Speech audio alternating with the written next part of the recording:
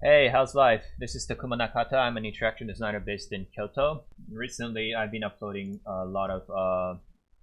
Uh, I've been playing around with vvvv, trying to figure out what I can do, and I've been uploading that visuals on Instagram and in Japanese on Twitter.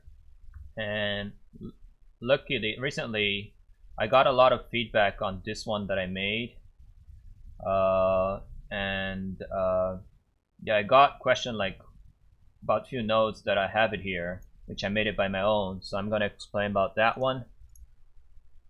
Oh, calm down. So yeah, this is the one I uploaded, and few people asked me, what is that vector, not vector, die to SDF node, which is this one.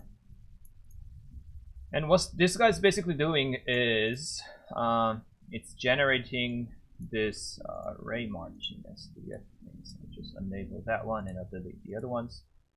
So it's creating this SDF thing based on the character animation. And the reason why I made this is because I wanted splines and particles emit from a certain like from the surface rather than the vertex. And to do this, you could do this using Fieldtrip. So if you haven't installed Fieldtrip, please install it. And once you finish installing it, today's tutorial is basically going to be about SDF. So if you're interested, please follow this tutorial. And what this die to SDF thing is doing is that if you open this up, this is what you have. And I made this by my own. I mean, I arranged this by my own. What it's basically doing is it's using the nodes from the Fieldtrip, and once you get the mesh data, I mean character mesh, I just hand by hand generated a sphere on the position, or I made a line for hand and for legs and for the body, and I just combined that as an SDF so that it looks like this. So let's make this white because it's hard to see. So this combined SDF thing is very powerful. I'm going to explain what it does. But for example, if I raise this mount, change this to shape, and what's cool is that it export as one SDF, so all the sphere gets combined. So if I, for example, get this right arm one, it's quite heavy. It's freezing. Yeah, so this one is only calculating the arm, and I had to figure out which spread has the arm value. So I chose from 6 to 24, I think is the one that defines the arm. So I made a line out of it and made it look like this. So it has left arm, right leg, left leg, and the body, and I combined them all using combining and SDF. And it's quite heavy. And once I have that done, come on.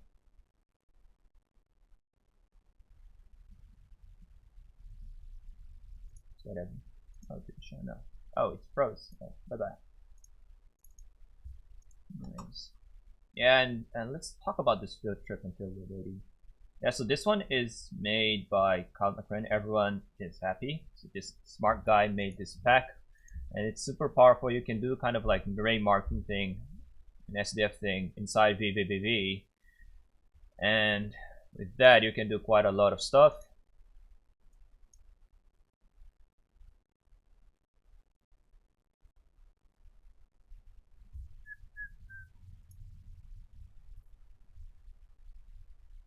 It's quite heavy.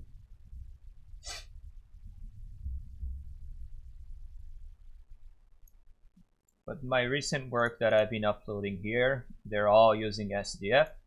So for example, this one I'm emitting the spheres, SDF spheres from the hand position, and using that combined SDF thing, you can make this kind of like bubbling effect.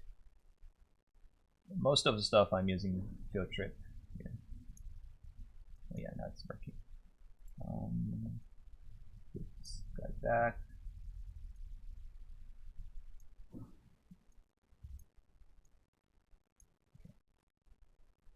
So re-import this one. Let's get used. Whatever's fine. Okay, run. I'll take this shit. Yeah.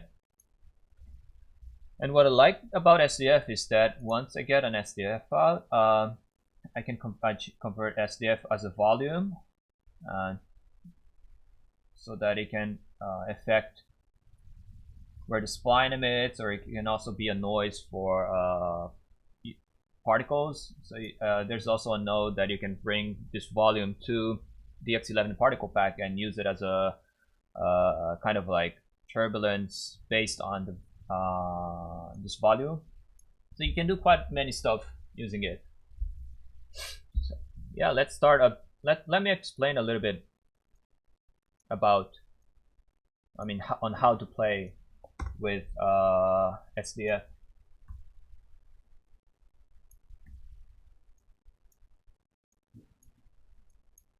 First of all, as always, get a render out. I need a camera.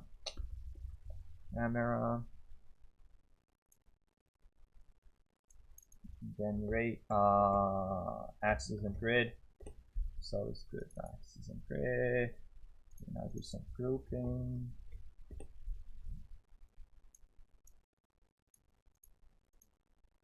Yeah, so by doing this, I should get a render. Yeah, it's here. So now I can see if I have something 3D. I'm gonna delete the other patch because it's super heavy. Okay.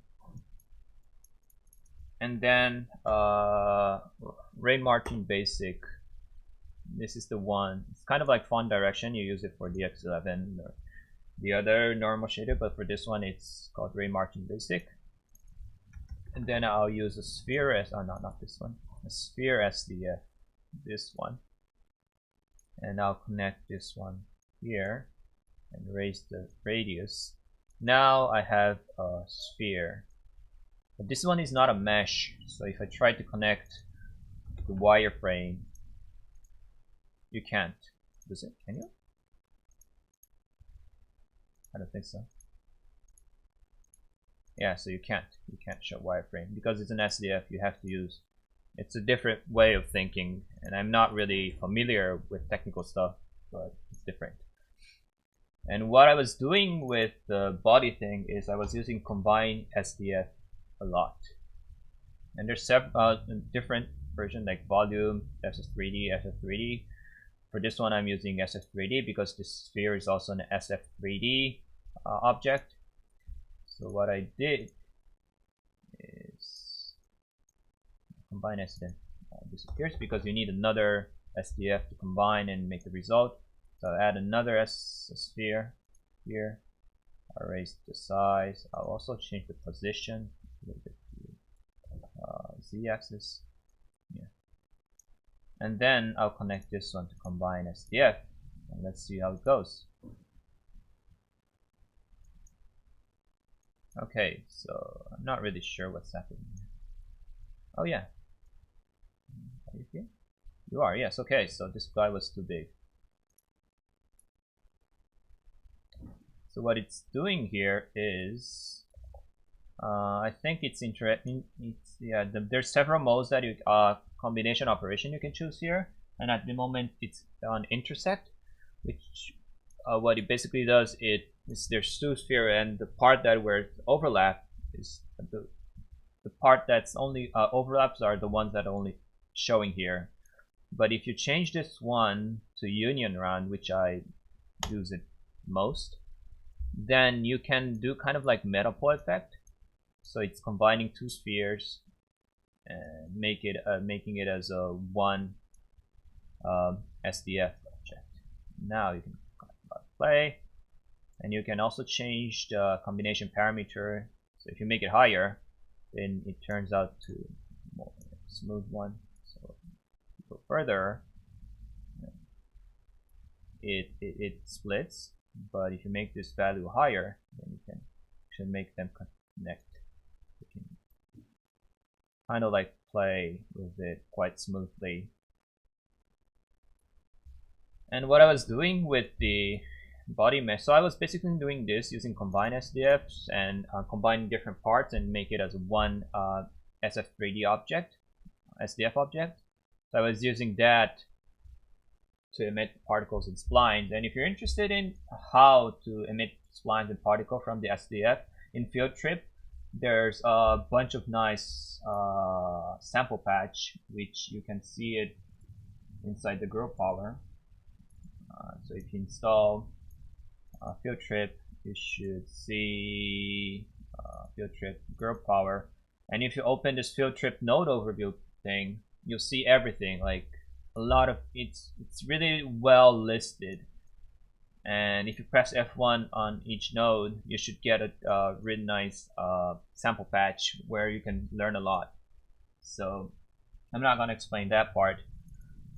I just wanted to explain that SDF is really cool. Fieldtrip is really cool, and if you haven't installed it, you should. It requires quite a lot of GPU and CPU power, machine power. So if you don't have a strong PC, it might not work, sadly. But if you do have one, you should definitely play with this. There's a lot of things you couldn't do based on vertex data, but with the SDF you can play a lot. Let me introduce only one before I end. Not combine SDF. Closest point on SDF. This one is my favorite.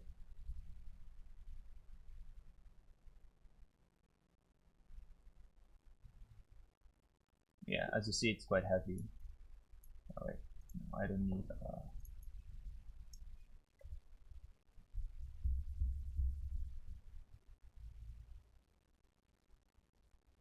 Yeah, so this one is one of my favorite node inside Fieldtrip.